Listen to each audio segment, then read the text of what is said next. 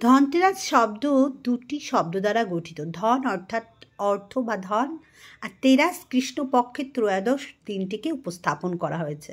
ধনতেরাসের আর এক নাম ধনবত্রী ত্রয়োদশী। কথিত আছে এই দিনেই সমুদ্র মন্থনের সময় দেবী মহালক্ষ্মী দুধের সমুদ্র থেকে বেরিয়ে এসেছিলেন।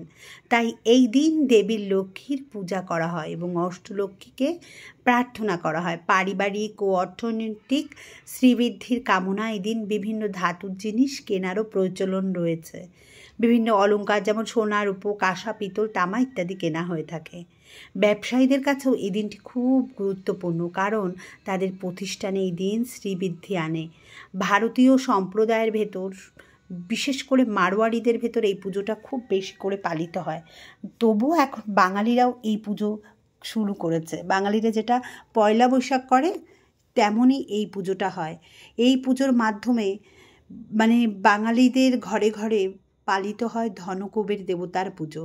এছাড়াও বিভিন্ন পুরাণ থেকে যে তথ্য আমরা জানতে পারি সেটা হলো ধন্বন্তরী ভগবান ধন্বন্তরী এই দিন ধরাধামে আবির্ভূত হন। তিনি হলেন আয়ুর্বেদ চিকিৎসার দেবতা।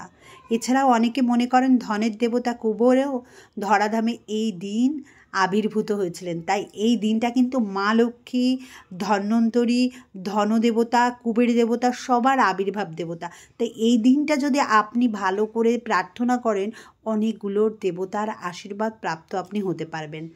ধন্বন্তরী দেবতা হাতে কলস নিয়ে আবির্ভূত হন এবং সেই কলসে ধন, সম্পদ, অর্থ, বিভিন্ন মূল্যবান রত্ন ছিল। এছাড়া অনেকের মতে এই কলসে থাকে অমৃত, আর তা বিভিন্ন মূল্যবান ধন সম্পদের বিনিময়ে সংগ্রহ করতে হয় ভগবান কুবেরের কাছ থেকে। সেই জন্য এই দিন সোনা বা রূপো বা অন্য কোনো ধাতু কেনার প্রচলন রয়েছে। এছাড়াও আরেকটি গল্পও কথিত আছে।